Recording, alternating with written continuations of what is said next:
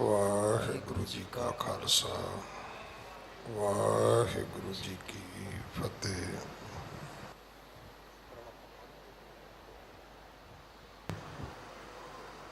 गुरु दर ते हाजिर गुरु सवारे खालसा जी, आप जी वडभागे हो जो 8वें पातशाह बाला प्रीतम सतगुरु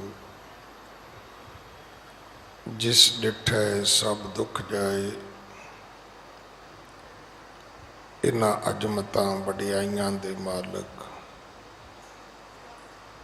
गुरु हरकृष्ण साहब महाराज जी दे पवित्र चरण छो प्राप्त इतिहासक स्थान गुरुद्वारा बंगला साहब जी की यात्रा करदियां जुगो जुग अटल छतर चवर तखत दे मालक धन धन श्री गुरु ग्रंथ साहिब पातशाह महाराज जी दे हजूर मनुखा जीवन दियां घड़ियां नूं सफला कर रहे हो। सतगुरु सारियां दी यात्रा सफल करन। हुण समा है गुरु दरबार दे निजम अनुसार गुरु इतिहास दी चल रही लड़ीवार कथा दा अपनियां मन बिरतियां इकागर करो, रसना पवित्र कर दे एक बार, सारे उच्चारण करो जी सतनाम वाहिगुरु जी। ये इतिहास पहले पातशाह जाहर पीर जगत गुरु कल तारण आए श्री गुरु नानक देव महाराज जी का है। प्रसंग है सतगुरां दा संगला दीप जाके राजे दियां भेजियां होइयां जड़ियां इस्त्रियां सन, जिन्हां नूं ये जिम्मेवारी दी गई सी कि तुसीं इस आए साधु फकीर दी परख करनी है कि इहदा आचरण कैसा है, इहदे जीवन की गत कैसी है। और ये राजे दी चौथी आखिरी परख सी। कल दी कथा बड़ी औखी कथा सीगी। ये दसना भी मुनासिब सी कि राजे ने सतगुरु जी की कितनी वड्डी परख की है। कैसियां कैसियां उन्हें सुंदर नौजवान इस्त्रियां सतगुरु जी दे पास भेजियां। और उत्थे ये भी सानू दृढ़ करने वास्ते जरूरी सी कि उस महान सतगुरु जी ने उन्हां आईयां धीआं भैणां बच्चियां नूं किवें उपदेश दिता। हुण ये कथा असीं बड़ियां सुणदे हां। एक वक्त ऐसा भी आउंदा है कि मथियास विच कहा जाता है कि रावण की भैन ने श्री लक्ष्मण जी के प्रति जदों आकर्षण प्रगट किया तो उन्होंने अपने जती होने का प्रमाण दिंदियां उसका नक कट दिता और उतों बद्दा चलिया वैर जिहड़ा सी वो फिर सीता जी वर्गी एक बड़ी सती सवित्री औरत जिहड़ी सी इस्त्री जिहड़ी सी उस दे हरण तक गया और वो कीता हरण जिहड़ा अज दे शब्दां च तां आपां इहनूं किडनैप ही कहांगे। वो जिहड़ा सी वो फिर एक वड्डी जंग का रूप धारण करदा। वो जंग फिर रावण का वध बनती है अखीर। इसे करके कहते हैं कि छोटियां गलतियां दे कई बारी खमियाजे बहुत वड्डे भुगतने पैंदे ने। महाभारत दे विच भी इस तरह ही दसिया गया कि लमों ने खता की सदियों ने सजा पाई। लक्ष्मण जी का जिहड़ा प्रतिकर्म सी उन्हें ऐसा मुढ़ बद्धा कि पूरी रामायण ही पैदा हो गई। इसी तरह द्रौपदी दे शब्दां ने ऐसा मुढ़ बद्धा कि पूरी महाभारत हो गई। भगत कबीर ने भावें उत्थे इस्त्री का जिक्र नहीं किया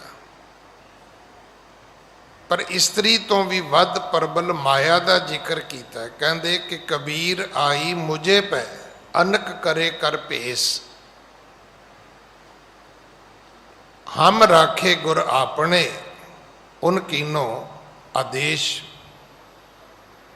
कहते भाई माया मेरे ते भी आई सी, कई रूप बना के आई, कई तरह के मूँह सिर सवार के आई,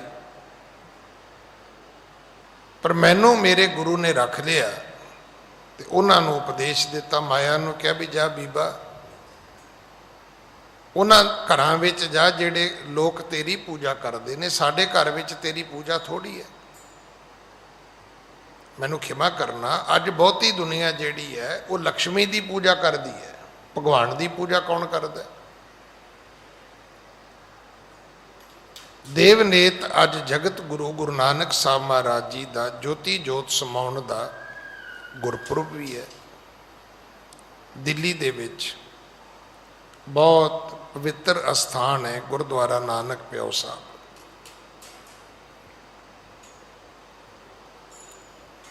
इत्थे सतगुरु बहुत लंबा समा तकरीबन साल के करीब वो समा बनता है कि इत्थे रह के सतगुरां ने जल छकाया। सतगुरां की याद का वो पवित्र खूह अज भी उत्थे मौजूद है, अज भी उत्थे है। और अज का ये गुरपुरब हर साल उत्थे ही मनाया जाता है।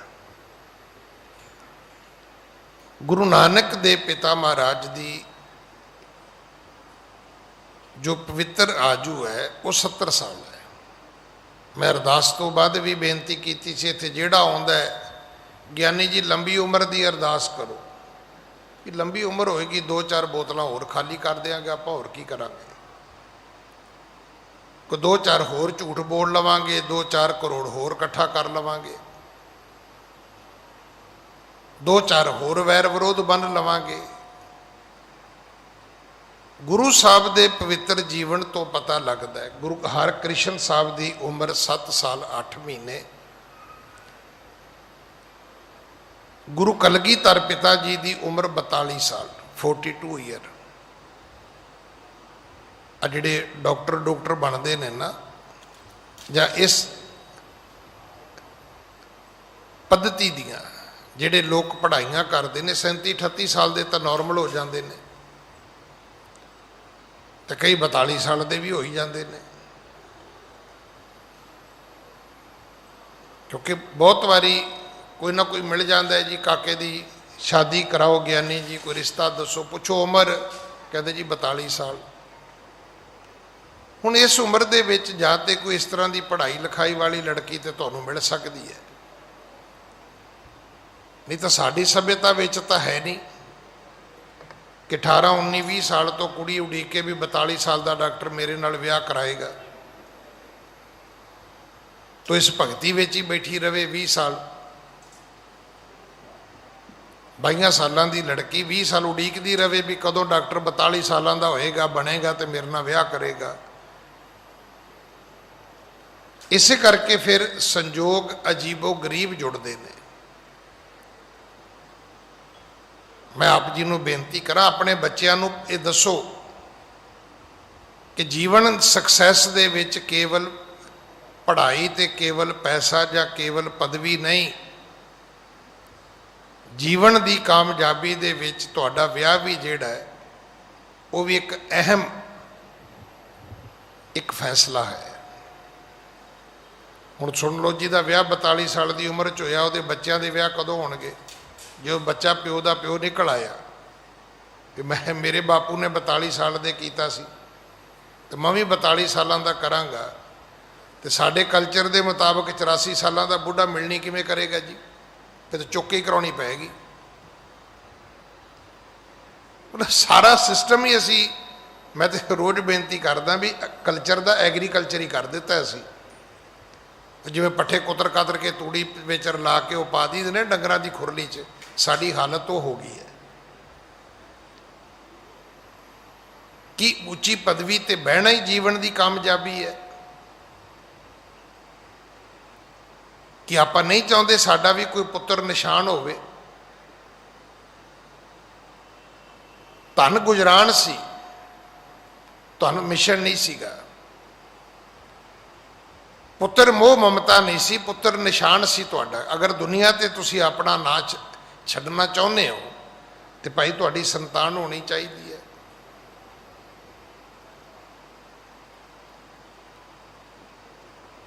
बच्चों के नाल दुनिया ते नाम रहिंदे ने, बंसावली तां चलदी है, वंश तां चलदी है, पीढ़ी दर पीढ़ी कुर्सीनामा तां चलदा है, नहीं तो सारा कुछ मुक जाएगा। देखो बड़ी कमाल की गल रजनीश ने लिखी है, हालांकि रजनीश का जो ना आएगा मैनू पता है, सारे कहेंगे भी ये ज्ञानी जी ने किहड़ा किस बंदे का नाम लै दिता, पर मैं एक गल तुहानूं फिर दस दियां, दुनिया दे विच पहला व्यक्ति होया है जिहड़ा कदे फ्री नहीं बोलिया। वो कहता सी जे मैनू सुनना है तो टिकट लैके आओ, जिवें ड्रामा वेखण की टिकट लई दी है, जिवें सर्कस वेखण की टिकट लई दी है, जिवें सिनेमा वेखण की टिकट लई दी है। वो पुणे अपने आश्रम दे विच किसी नूं फ्री सुणाउंदा नहीं सी। गल तो ठीक है, जिन्होंने फ्री सुनाओगे उन्होंने की पता तुहाडे बोलण की की कीमत है। वो फ्री सुनने वाले लोगों में बोलता ही नहीं सी, वो सादा ही नहीं सकता चाहो काम करो जाके।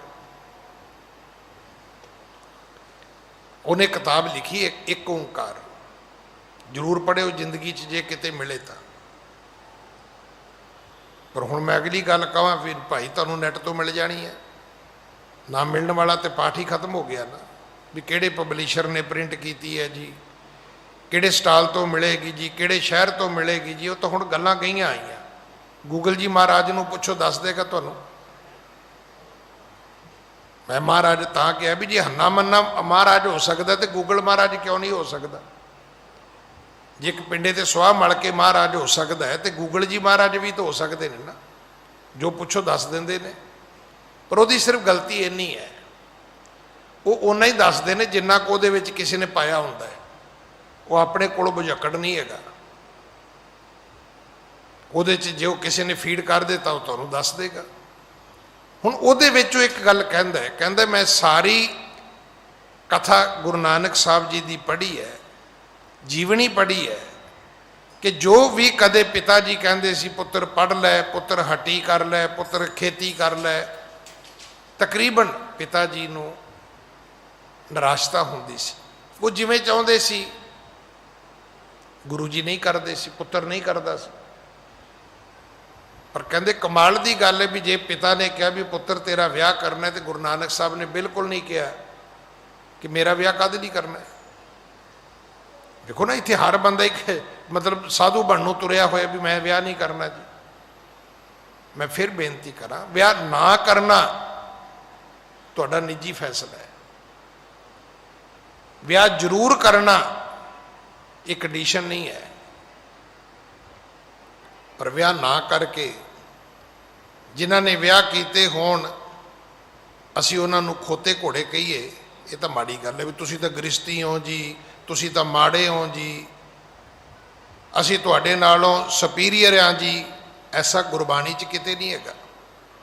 ਤੁਹਾਡਾ ਨਿੱਜੀ ਫੈਸਲਾ ਹੈ, ਇਹ ਤੁਹਾਡਾ ਐਡਵੀਜ਼ਨਲ, ਤੁਹਾਡਾ ਆਪਣਾ ਡਿਸੀਜਨ ਹੈ, ਤੁਸੀਂ ਵਿਆਹ ਕਰਨਾ ਹੈ ਕਿ ਨਹੀਂ ਕਰਨਾ। ਪਰ ਗੁਰੂ ਨਾਨਕ ਦੀ ਮੱਤ ਮੁਤਾਬਕ ਸਗਲ ਧਰਮ ਹੈ ਗ੍ਰਿਸ਼ਤ ਪ੍ਰਧਾਨ ਹੈ। ਦੁਨੀਆ ਦੇ ਧਰਮ ਲੱਭਣ ਜਾਓਗੇ ਤੇ ਸਭ ਤੋਂ ਵਧੀਆ ਧਰਮ ਹੈ ਕਿ ਆਪਣੀ ਸ਼ਾਦੀ ਜ਼ਰੂਰ ਕਰੋ, ਆਪਣਾ ਵਿਆਹ ਜ਼ਰੂਰ ਕਰੋ। ਔਰ ਜਿਨ੍ਹਾਂ ਦੇ ਪਰਿਵਾਰ ਨੇ ਉਹਨਾਂ ਨੂੰ ਪੁੱਛ ਕੇ ਵੇਖਣਾ ਕਿ ਤੁਹਾਨੂੰ ਪਤਾ ਲੱਗਿਆ ਤੁਹਾਡਾ ਬੁਢੇਪਾ ਕਦੋਂ ਕੱਟ ਗਿਆ, ਤੁਹਾਡੀ ਜਵਾਨੀ ਕਦੋਂ ਕੱਟ ਗਈ। ਜਵਾਨੀ ਬੱਚਿਆਂ ਦੇ ਨੂੰ ਸੰਭਾਲਦਿਆਂ ਲੰਘ ਗਈ ਤੇ ਬੁਢੇਪਾ ਪੋਤੇ ਪੋਤੀਆਂ ਨਾਲ ਖੇਡਦਿਆਂ ਲੰਘ ਗਿਆ।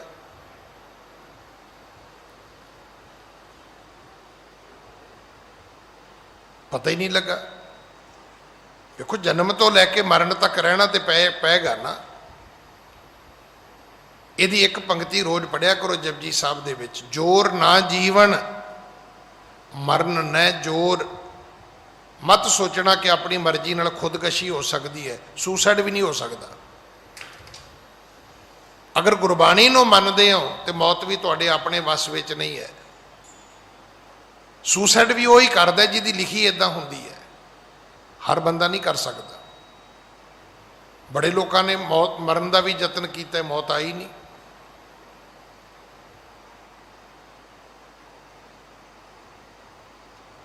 ਤੇ ਜਿਹਦੀ ਮੌਤ ਜਿੱਥੇ ਜਿਵੇਂ ਲਿਖੀ ਹੈ ਉਹਦੀ ਉੱਥੇ ਹੀ ਆਉਣੀ ਹੈ। ਉਹਨਾਂ ਨੇ ਜੈਡ ਸਿਕਿਉਰਿਟੀ ਵੀ ਰੱਖੀ ਔਰ ਉਹਨਾਂ ਦੇ ਕੰਮ ਨਹੀਂ ਆਈ, ਉਹ ਫਿਰ ਵੀ ਨਹੀਂ ਬਚੇ।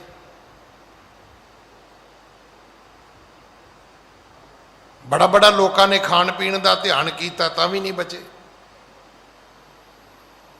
ਮੈਂ ਕਈ ਵਾਰੀ ਆਪਣੇ ਉਸ ਰਿਸ਼ਤੇਦਾਰ ਦਾ ਜ਼ਿਕਰ ਕੀਤਾ ਵੀ ਲੋਕਾਂ ਨੂੰ ਅਲਸੀ ਕੁੱਟ-ਕੁੱਟ ਕੇ ਦਿੰਦਾ ਹੈ ਅਮਰੀਕਾ ਦੇ ਵਿੱਚ, ਲੋਕਾਂ ਨੂੰ ਜਾ ਕੇ ਗਾਈਡ ਕਰਦਾ ਹੈ, ਇਹ ਨਹੀਂ ਖਾਣਾ, ਉਹ ਨਹੀਂ ਖਾਣਾ, ਇਹ ਨਹੀਂ ਖਾਣਾ, ਉਹ ਨਹੀਂ ਖਾਣਾ। ਇਹ ਗੱਲ 2009 ਦੀ ਹੈ। ਮੇਰੇ ਤੋਂ ਵੀ ਛੋਟਾ ਸੀ, ਮੁਸ਼ਕਲ ਨਾਲ 40 ਸਾਲ ਉਮਰ ਹੋਏਗੀ। ਮੌਤ ਹੋਈ ਤੇ ਪਤਾ ਉਹਦੇ ਸਰਟੀਫਿਕੇਟ ਤੇ ਕੀ ਲਿਖਿਆ ਸੀ? ਡੈਥ ਸਰਟੀਫਿਕੇਟ ਤੇ। ਅਮਰੀਕਾ ਇੱਕ ਐਸਾ ਮੁਲਕ ਹੈ ਜਿੱਥੇ ਡੈਥ ਸਰਟੀਫਿਕੇਟ ਇਸ਼ੂ ਹੋਣ ਤੋਂ ਪਹਿਲਾਂ ਸੰਸਕਾਰ ਨਹੀਂ ਹੋ ਸਕਦਾ, ਤਾਂ ਉਹਦੇ ਤੋਂ ਹੁੰਦਾ ਡੈਥ ਦਾ ਕਾਜ ਕੀ ਹੈ। ਤਾਂ ਉੱਥੇ ਲਿਖਿਆ ਸੀ ਨੋ ਕਾਜ। ਕੋਈ ਰੀਜ਼ਨ ਹੀ ਨਹੀਂ ਮੌਤ ਦਾ, ਕੋਈ ਹਾਰਟ ਫੇਲ ਨਹੀਂ ਹੋਇਆ, ਕੋਈ ਬ੍ਰੇਨ ਹੈਮਰੇਜ ਨਹੀਂ ਹੋਇਆ, ਫਿਰ ਵੀ ਮੌਤ ਹੋ ਗਈ। ਇਸ ਕਰਕੇ ਭਾਈ ਇਹ ਗੱਲ ਚੇਤੇ ਵਿੱਚ ਰੱਖਣਾ, ਜਿਨ ਕੀ ਚੀਰੀ ਦਰਗਹਿ ਪਾਟੀ ਤਿੰਨਾ ਮਰਨਾ ਭਾਈ। ਜਿਹਦੀ ਰੱਬ ਦੀ ਦਰਗਾਹ ਵਿੱਚ ਚਿੱਠੀ ਫਟ ਗਈ ਉਹਨੇ ਤੇ ਮਰਨਾ ਹੀ ਮਰਨਾ ਹੈ, ਉਹਦਾ ਕੋਈ ਰੀਜ਼ਨ ਹੀ ਨਹੀਂ ਹੈ। ਤੇ ਜਿਹੜੇ ਰੀਜ਼ਨ ਹੋਣਗੇ ਉਹ ਇਕੱਠੇ ਹੋ ਜਾਣਗੇ। ਜੇ ਉਹਦੀ ਮੌਤ ਉੱਦਾਂ ਹੀ ਲਿਖੀ ਹੈ ਤੇ ਉੱਦਾਂ ਹੀ ਹੋਏਗੀ, ਕੋਈ ਨਹੀਂ ਰੋਕ ਸਕਦਾ। ਨਾ ਜੀਵਨ ਜ਼ੋਰ ਵਿੱਚ ਹੈ, ਨਾ ਮਰਨ ਜ਼ੋਰ ਵਿੱਚ ਹੈ।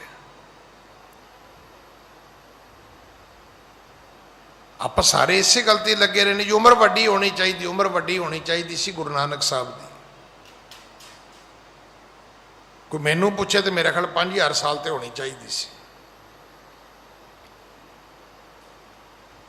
ਏਡਾ ਵੱਡਾ ਸਤਿਗੁਰੂ ਧਰਤੀ ਤੇ ਰੋਜ਼ ਥੋੜਾ ਆ ਸਕਦਾ।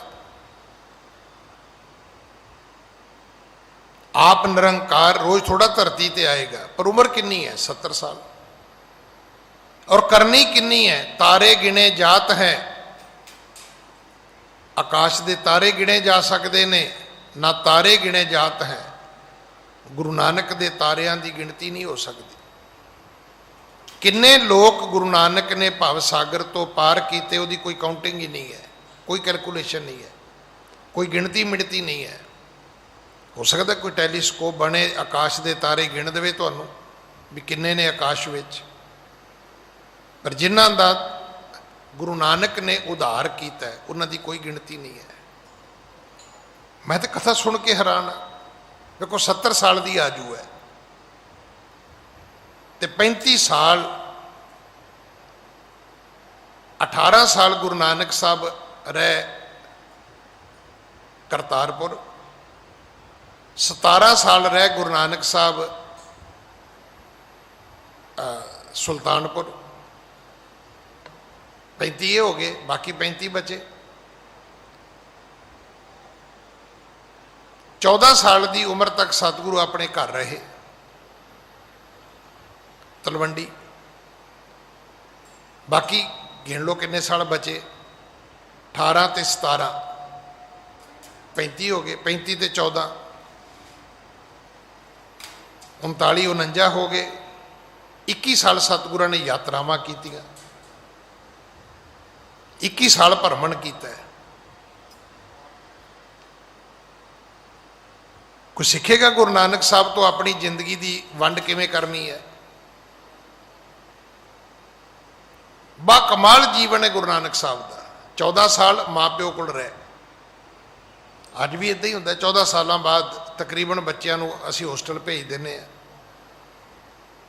14 ਸਾਲਾਂ ਬਾਅਦ ਅਸੀਂ ਚਾਹੁੰਦੇ ਹਾਂ ਕਿ ਬੱਚੇ ਘਰੋਂ ਨਿਕਲਣ। ਦੇਖੋ ਬਾਹਰਲੇ ਮੁਲਕਾਂ 'ਚ ਜਾਓ, ਤੁਸੀਂ ਬਹੁਤ ਕੁਝ ਸਿੱਖ ਸਕਦੇ।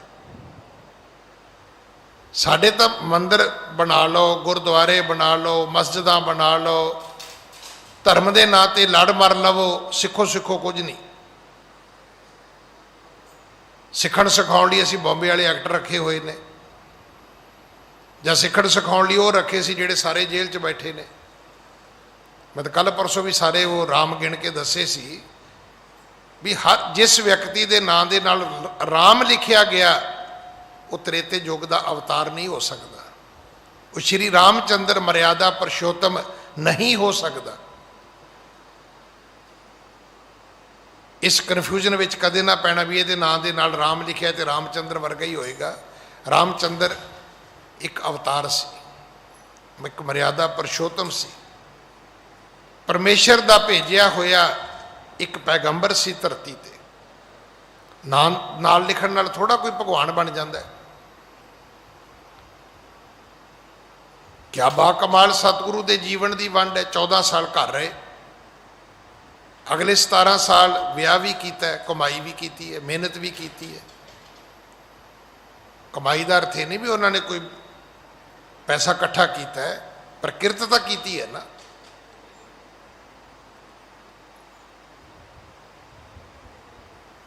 इकत्ती 32 साल तो बाद तुरे ने सतगुरु।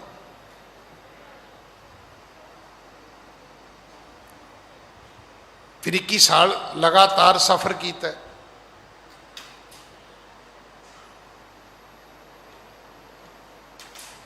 तो जदों उम्र हो गई 62 साल उदों घर आके टेक गए। इत्थे 62 साल का बुढ़ा फिर डब्बा चुक के भजा जाता काम ते। 62 साल तक उन्हें यात्रा कर ली है, उन्होंने धरती का भरमण कर लिया, उन्होंने धरत लुकाई नूं सोधिया, उन्होंने जगत जलंदे नूं ठारिया, उन्होंने कलयुग कलयुग बाबे तारिया, सतनाम पढ़ मंत्र सुनाया। पहला हटी की 17 साल, फिर 18 साल खेती बाड़ी की। कि कोई ये भी ना कहे जी खेती बाड़ी किमें हो सकती जी, खेती बाड़ी करके धर्म किमें कमाया जा सकता है जी।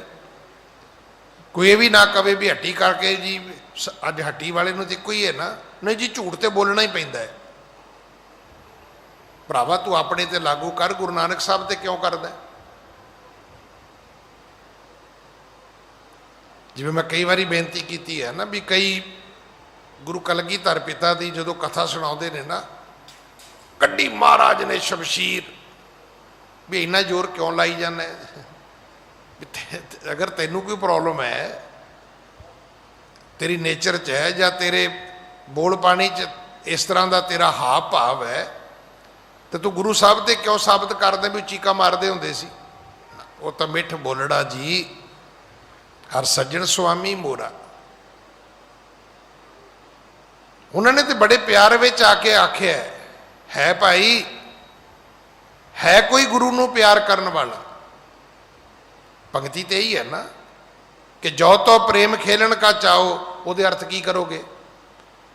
उहदी कृपान खिंचनी पैगी तुहानूं म्यान चों।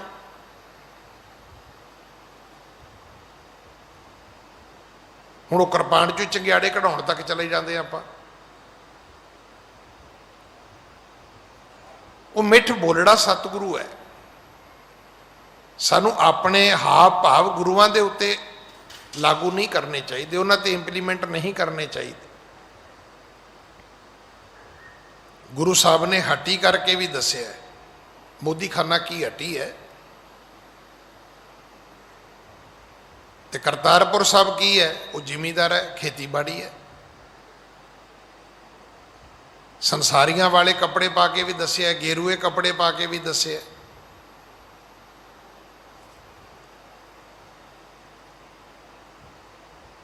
और वेखो बाकमाल जीवन उस पातशाह का। इतिहास कहता भी कोई पहाड़, कोई समुंदर उन्हां दे रस्ते में आड़े नहीं आया। कदे उन्हां नूं इट पत्थर कोई डंडा चुकण की लोड़ नहीं पई।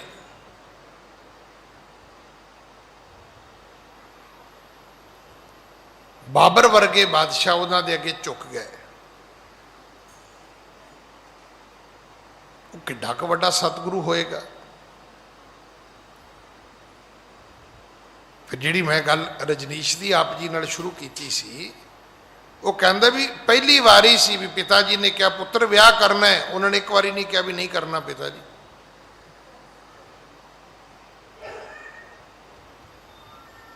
अज जरूरत गुरपुरब मनाउण दे नाल नाल गुरु नूं मनाउण दी है। असी गुरु नूं मनदे हां पर गुरु दी बिल्कुल नहीं मनदे।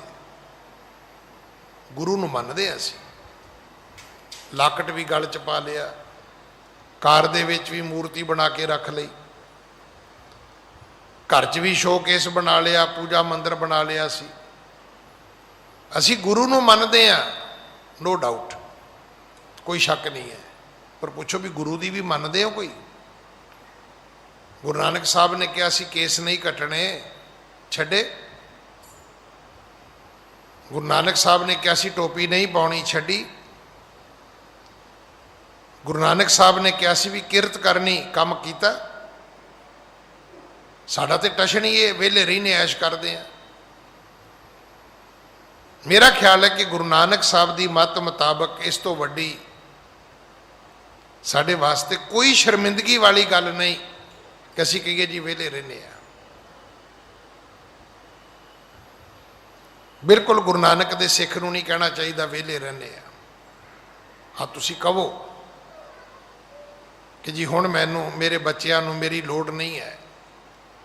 तेरे दो बच्चों नूं तेरी लोड़ नहीं, दुनिया च लखां बच्चे ने जिन्हां नूं तेरी लोड़ है।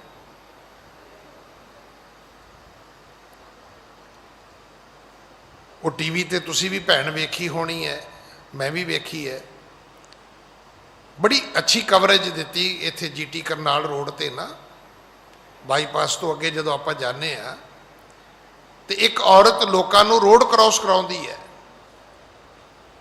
पुछया भी भैने तू की करदी है? कहंदी मेरा एक बच्चा सी मर गया। कहंदी मेरे को दो ही ऑप्शन सी, जां ते उहनूं रो रो के मैं मर जांदी, डिप्रैशन में आके मैं मर जांदी, तो या फिर फैसला कर लेंदी भी भावें मेरा बच्चा तो नहीं रहा पर मैं दुनिया के बच्चों की राखी करांगी, सेवा करांगी।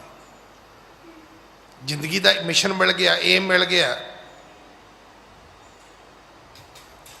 हुण तुसीं की कहोगे भी वो औरत संत नहीं है? होर संत किहनूं कहंदे ने? मैं फिर बेनती करा, वेलड़ तो सिख प्रवान नहीं, साधु किवें हो सकता है? साडे जिन्ने पुराने महात्मा होए ने सब अपने हथी किरत करते होंदे सी। बाबा सेवा सिंह किला आनंदगढ़ साहब वाले, जो वड्डे जोड़ मेले लगने तो चूल्हे के अगे बह जाना, भट्ठी के अगे, उत्थे लकड़ां झुकणियां, ਬਾਬਾ ਹਰਬੰਸ ਸਿੰਘ ਜੀ ਨੂੰ ਤੁਸੀਂ ਖੁਦ ਵੇਖਿਆ ਹੋਏਗਾ, ਸੀਮਟ ਦੀਆਂ ਬੋਰੀਆਂ ਚੁੱਕਦੇ ਆ, ਬਾਟੇ ਚੁੱਕਦੇ ਆ। ਇਹ ਨਵਾਂ ਇਹ ਰੂਪ ਹੈ ਕਿ ਜਿਹੜਾ ਬਿਲਕੁਲ ਕੋਈ ਕੰਮ ਨਾ ਕਰੇ, ਕਹਿੰਦੇ ਜੀ ਇਹ ਸੰਤ ਹੈ। ਨਹੀਂ ਭਾਈ, ਸੰਤ ਉਹ ਹੈ ਜਿਹੜਾ ਆਪਣੇ ਹੱਥੀਂ ਲੋਕਾਂ ਦਾ ਭਲਾ ਕਰਦਾ ਹੈ, ਜਿਹੜਾ ਆਪਣੇ ਜੀਵਨ ਨਾਲ ਲੋਕਾਂ ਦੀ ਨੇਕੀ ਕਰਦਾ। ਸਾਡੇ ਗੁਰੂ ਨਾਨਕ ਸਾਹਿਬ ਨੇ ਤਾਂ ਕਦੇ ਵਿਹਲੇ ਬਹਿ ਕੇ ਵੇਖਿਆ ਹੀ ਨਹੀਂ ਭਾਈ। ਜਦ ਸਾਬਤ ਕਰੋ ਵੀ ਇੰਨਾ ਚਿਰ ਉਹ ਵਿਹਲੇ ਰਹੇ।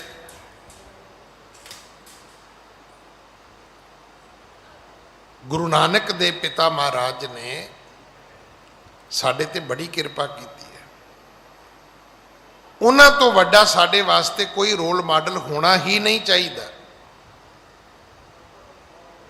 ਉਸ ਤੋਂ ਵਧੀਆ ਜੀਵਨ ਵਰਤਾਂਤ ਸਾਨੂੰ ਕਿਸੇ ਦਾ ਪੜ੍ਹਨਾ ਹੀ ਨਹੀਂ ਚਾਹੀਦਾ। ਬਸ਼ਰਤ ਨਜ਼ਰ ਪੜਨ ਦੀ ਹੋਣੀ ਚਾਹੀਦੀ ਹੈ ਵੀ ਕਮਾਲ ਦੀ ਵੰਡ ਹੈ ਭਾਈ।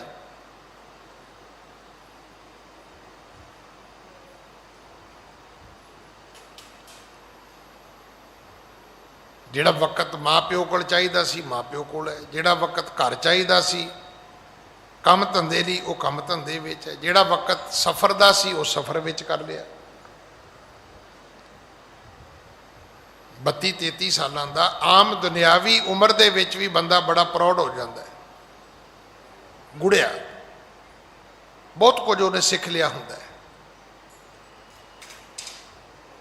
ਦੁਨੀਆ ਦੀਆਂ ਕਲਾ ਬਾਜ਼ੀਆਂ ਉਸਨੇ ਵੇਖ ਲੀਆਂ ਹੁੰਦੀਆਂ ਨੇ।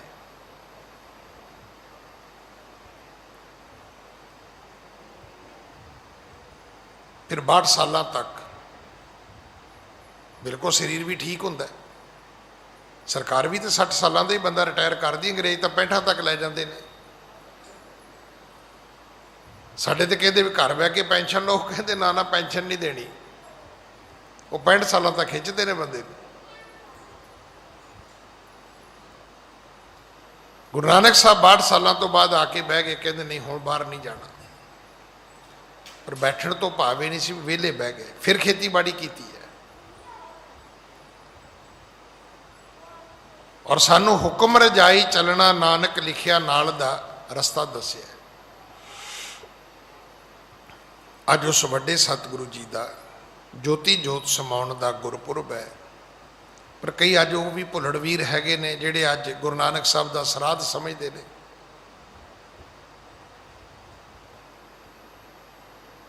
ਸ਼ਾਇਦ ਮੇਰਾ ਖਿਆਲ ਮੈਂ ਠੀਕ ਕਹਿੰਦਾ ਹੋਵੇ ਤੇ 10ਵੀਂ ਦਾ ਸਰਾਧ ਹੈ, ਪਤਾ ਨਹੀਂ ਸ਼ਾਇਦ ਅੱਜ ਉਹ 10ਵੀਂ ਦਾ ਸਰਾਧ ਹੀ ਬਾਬੇ ਨਾਨਕ ਦਾ ਮੰਨੀ ਜਾਂਦੇ ਨੇ। ਤੇ ਉਹ ਗੱਲ ਹੋ ਗਈ ਕਿ ਜਿੱਥੇ ਲਿਖਿਆ ਹੋਵੇ ਨੋ ਪਾਰਕਿੰਗ ਗੱਡੀ ਉੱਥੇ ਖੜੀ ਕਰਨੀ।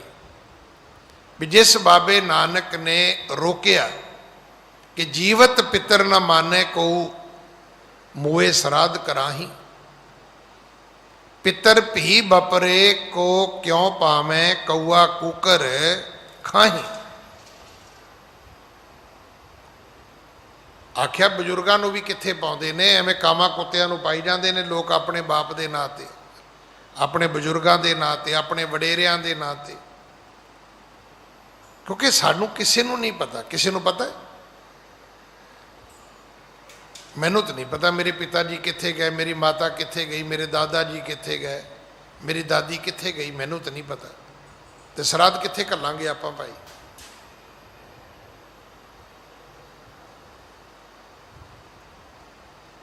ਉਹ ਇੱਥੇ ਹੀ ਭਾਈ ਸਾਹਿਬ ਸੀ, ਮੈਂ ਨਾਂ ਨਹੀਂ ਲੈਣਾ। ਹੁਣ ਪਤਾ ਨਹੀਂ ਉਹਨੇ ਗੱਲ ਆਪਣੇ ਕੋਲੋਂ ਜੋੜੀ ਕਿ ਉਹਦੇ ਨਾਲ ਘਟੀ ਹੈ। ਉਹ ਕਹਿੰਦਾ ਇੱਕ ਮਾਈ ਆ ਗਈ, ਕਹਿੰਦੀ ਬਾਬਾ ਜੀ ਸਰਾਧ ਤੇ ਘਰ ਪ੍ਰਸ਼ਾਦਾ ਛਕੋ। ਕਹਿੰਦਾ ਉਹਨੂੰ ਮੈਂ ਕਿਹਾ 2-4 ਵਾਰੀ ਵੀ ਬੀਬੀ ਸਾਡੇ 'ਚ ਸਰਾਧ ਨਹੀਂ ਹੁੰਦੇ। ਕਹਿੰਦਾ ਜਦੋਂ ਨਾ ਹੀ ਹਟੀ ਨਾ ਤੇ ਫਿਰ ਮੈਂ ਕਿਹਾ ਵੀ ਬੀਬੀ ਖਾਊਂਗਾ ਉਹੀ ਜੋ ਸਰਦਾਰ ਜੀ ਖਾਂਦੇ ਸੀ। ਕਹਿੰਦੇ ਬੀਬੀ ਅੱਜ ਆਉਂਦੀ ਮੁੜ ਕੇ ਵੀ ਅਗਲਾ ਮੁਰਗੇ ਖਾਂਦਾ ਮਰ ਜਾਏ, ਤੂੰ ਖੀਰ ਬਣਾ ਕੇ ਬੈਠੀ ਹੋਵੇਂ, ਖਿਚੜੀ ਬਣਾ ਕੇ ਬੈਠੀ ਹੋਵੇਂ, ਗੋਭੀ ਬਣਾ ਕੇ ਬੈਠੀ ਹੋਵੇਂ। ਤੇ ਜੇ ਸੱਚੀ ਮੁੱਚੀ ਉਹ ਬਜ਼ੁਰਗ ਉਸ ਗ੍ਰੰਥੀ ਸਿੰਘ ਨੂੰ ਟੱਕਰ ਜਾਏ ਤਾਂ ਤੁਸੀਂ ਸੋਚ ਸਕਦੇ ਹੋ ਗ੍ਰੰਥੀ ਸਿੰਘ ਨਾਲ ਕੀ ਕਰੇਗਾ ਵੀ ਬਾਬਾ ਆਹ ਕੀ ਕੀਤਾ ਜੀ, ਵੀ ਜਿਹੜੀ ਚੀਜ਼ ਮੈਂ ਜਿਉਂਦਿਆਂ ਨਹੀਂ ਖਾਧੀ ਤੂੰ ਮਰੇ ਤੇ ਖਵਾਈ ਤੁਰਿਆ ਉਹਨਾਂ ਮੈਨੂੰ। ਉਹ ਕਹਿੰਦਾ ਮਾਈ ਫਿਰ ਖਾਵਾਂਗਾ ਉਹੀ ਜੋ ਸਰਦਾਰ ਜੀ ਖਾਂਦੇ ਸੀ। ਕਹਿੰਦਾ ਅੱਜ ਆਉਂਦੀ ਮੁੜ ਕੇ ਮਾਈ। ਮਤਲਬ ਕੋਈ ਲੌਜਿਕ ਹੀ ਨਹੀਂ ਹੈਗਾ। जे असी किते दलील अपील ना बह के गल करिए ना, तो जिन्ने कर्म कांड ने, जिन्ने भरम भलेखे ने, जिन्ने अडंबर ने, इहदा कोई लॉजिक ही नहीं साडे कोल भी किवें जस्टिफाई तो करो। ओ जी बापू मर गए जी, मंजा बिस्तरा देना, ठीक है दिओ, एड्रैस भी तो दिओ ना, घलना कित्थे है। ऐ बापू मर गया जी, वो चप्पलां भी रखनियां ने, पुछो भी जिउंदे ने तो बाथरूम जान लग्या भी नहीं पाईयां उन्हें, है मरन लग्या तुसीं महाराज दी यूरी च भांडियां नाल रखी जाने हो तुसीं। कोई चंगी ब्रांडेड जुत्ती लैके आओ जिहड़ी पाउंदा सी वो।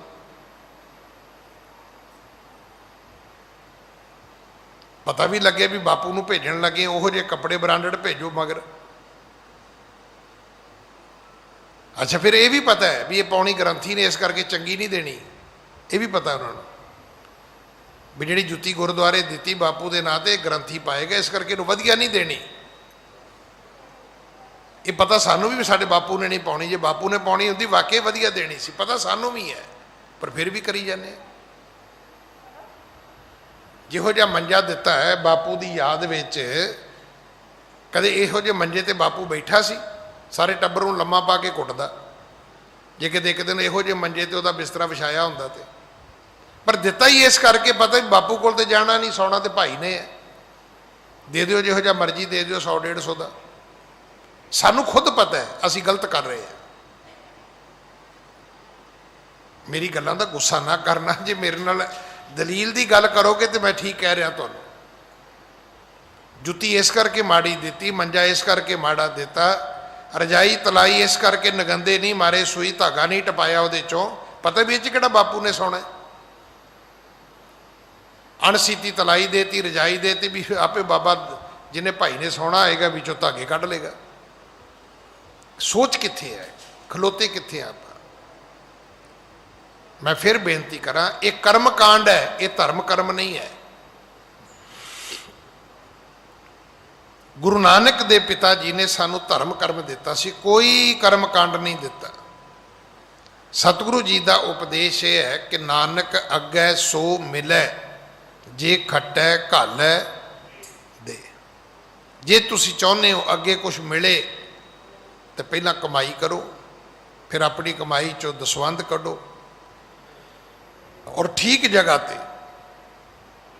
ये भी जिम्मेवारी है, दसवंध कढ़ना एक गल है, दसवंध की सही वरतों करनी खर्च ये दूजी गल है। तुसी मत सोचना भी फराडी लोगों को पैसे देते जी ये प्रवान होएगा, बिल्कुल प्रवान नहीं जी होएगा। अगर किसी ने तुहाडे पैसे लैके शराब पी के घर घरवाली नूं कुटिया, बच्चियां नूं कुटिया, तो तुहानूं पाप लगेगा, क्योंकि ना तुसी पैसे देंदे, ना वो पींदा, ना जाके घर खरूद करदा, ना खरूद करदा, ना घरवाली दा सिर पाड़दा, ना बच्चों दी बाहां तोड़दा। कानून की एक मद है, एक हुंदा क्राइम करदा, एक हुंदा क्राइम करने वाले नूं जिहड़ा अकसाउंदा है वो भी बराबर का दोषी है। एक बंदे ने मर्डर किया, एक ने उन्होंने कहा भी चला दे गोली, जिन्हें शराब पियाई उन्हें यही कहा ना भी चला दे गोली। इस करके जदों दसवंध कढ़ो तो देन लग्या पुछो भी भाई साहब जी मैं तुहानूं ये दसवंध देन लगा कि तुसीं इहदे नाल अपने कपड़े सवाओगे, कि तुसीं इहदे नाल अपने बच्चे की फीस दोगे, कि तुसीं इहदे नाल अपने घर आटा लैके जाओगे, बच्चों नूं रोटी खवाओगे, पुछ लो। फिर तुहाडा कीता दान सफल होवेगा, प्रवान होवेगा, उहदा तुहानूं पुन फल भी मिलेगा।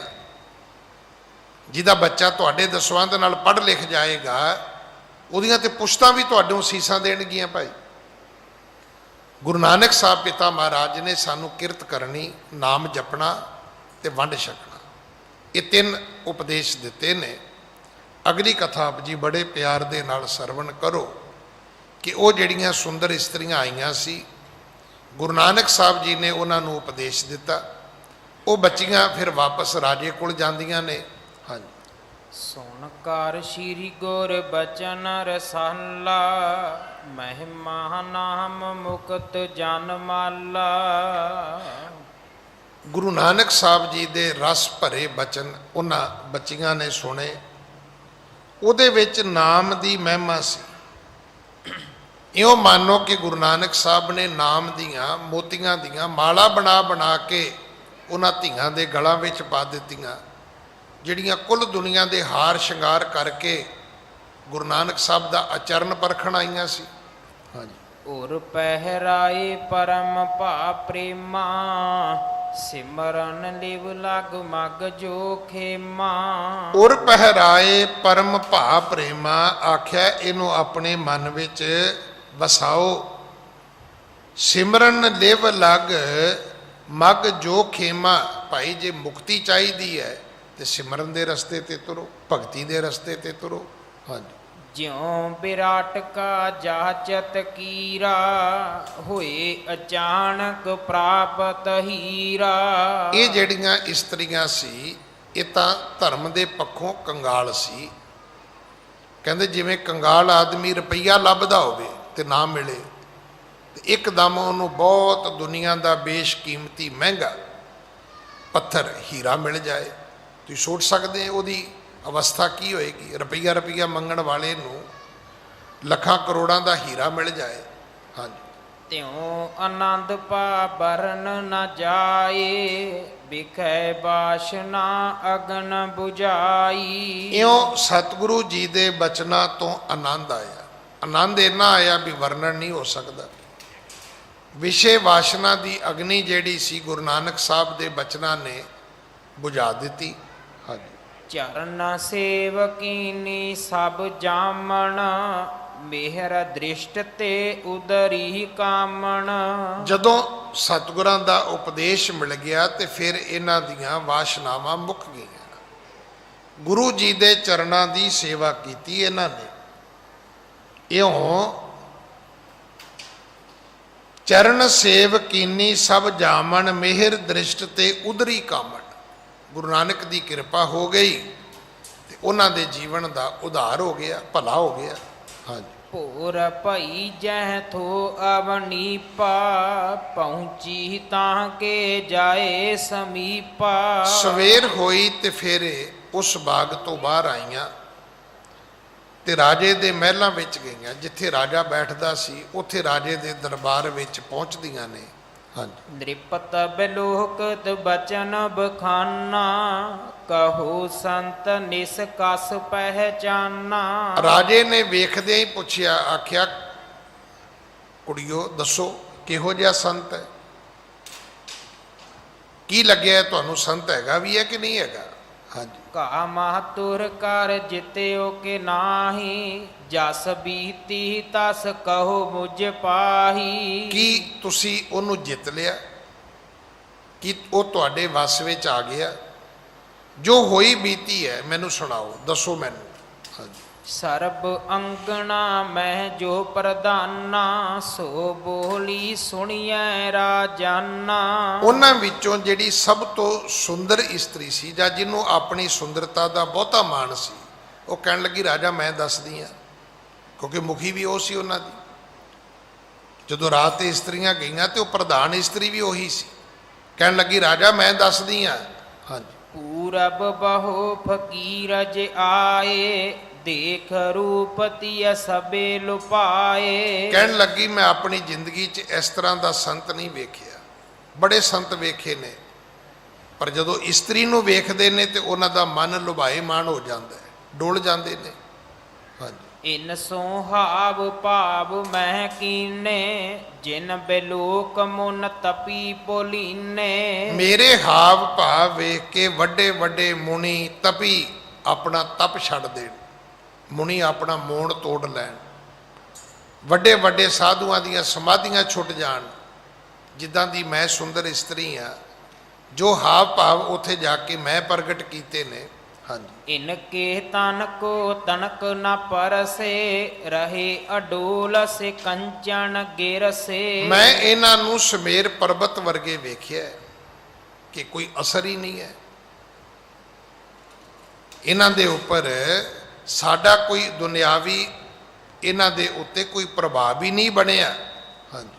ਕਿਰਪਾ ਦ੍ਰਿਸ਼ਟ ਪੁਨ ਹਮ ਪਰ ਕੀਨੀ, ਹਰ ਸਿਮਰਨ ਕੋ ਰਸ ਮਤ ਪੀਨੀ। ਸਗੋਂ ਕਿਰਪਾ ਦ੍ਰਿਸ਼ਟੀ ਉਹਨਾਂ ਨੇ ਕੀਤੀ ਹੈ, ਐਸੀ ਕਿਰਪਾ ਦ੍ਰਿਸ਼ਟੀ ਕੀਤੀ ਹੈ ਕਿਰਪਾ ਦ੍ਰਿਸ਼ਟ ਪੁਨ ਹਮ ਪਰ ਕੀਨੀ।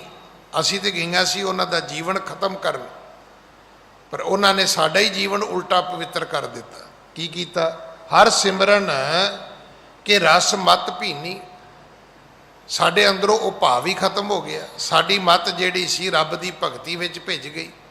ਹਾਂਜੀ। ਇਹ ਤਹ ਪੂਰਨ ਪੁਰਖ ਕਿਰਪਾਲਾ, ਜਿਸ ਕੋ ਦਰਸ਼ਨ ਕਰਤ ਨਿਹਾਲਾ। ਇਹ ਜਿਹੜਾ ਪੁਰਖ ਰਾਤੀ ਅਸੀਂ ਵੇਖਿਆ, ਇਹ ਤਾਂ ਕੋਈ ਪੂਰਨ ਪੁਰਖ ਹੈ, ਪੁੱਗਿਆ ਹੋਇਆ ਸੰਤ ਹੈ, ਰੱਬ ਦੇ ਨਾਲ ਅਭੇਦ ਹੋਇਆ ਹੈ। ਜਿਸ ਕੋ ਦਰਸ਼ਨ ਕਰਤ ਨਿਹਾਲਾ, ਜਿਹਦੇ ਦਰਸ਼ਨ ਕਰਕੇ ਅਸੀਂ ਨਿਹਾਲ ਹੋਈਆਂ। ਹਾਂਜੀ। ਪੂਰਬ ਜਨਮ ਕਰਮ ਹਮ ਜਾਗੇ, ਤਉ ਪਰਸ਼ੋਤਮ ਸੇਵਾ ਲਾਗੇ। ਇਹ ਤਾਂ ਕੋਈ ਸਾਡੇ ਪਿਛਲੇ ਕੋਈ ਪੂਰਬਲੇ ਜਨਮਾਂ ਦੇ ਵਿੱਚੋਂ ਕੋਈ ਕਰਮ ਚੰਗਾ ਹੋਏਗਾ। ਇਸ ਜਨਮ ਦਾ ਤੇ ਕੋਈ ਕਰਮ ਚੰਗਾ ਹੈ ਨਹੀਂ ਕਿ ਇਹੋ ਜਿਹਾ ਪਰਸ਼ੋਤਮ ਕੋਈ ਮਰਿਆਦਾ ਵਿੱਚ ਰਹਿਣ ਵਾਲਾ ਕੋਈ ਸਾਨੂੰ ਕੋਈ ਪਰਮੇਸ਼ਰ ਮਿਲਿਆ, ਕੋਈ ਰੱਬ ਮਿਲਿਆ, ਕੋਈ ਰੱਬ ਦਾ ਅਵਤਾਰ, ਕੋਈ ਪੈਗੰਬਰ, ਕੋਈ ਗੁਰੂ ਮਿਲਿਆ। ਹਾਂਜੀ। ਸਰਬ ਰੈਨ ਦੇ ਕਰ ਉਪਦੇਸ਼ਾ, ਕਿਓ ਕੀਰਤਾਰਥ ਸੁਣੋ ਨਰੇਸ਼ਾ।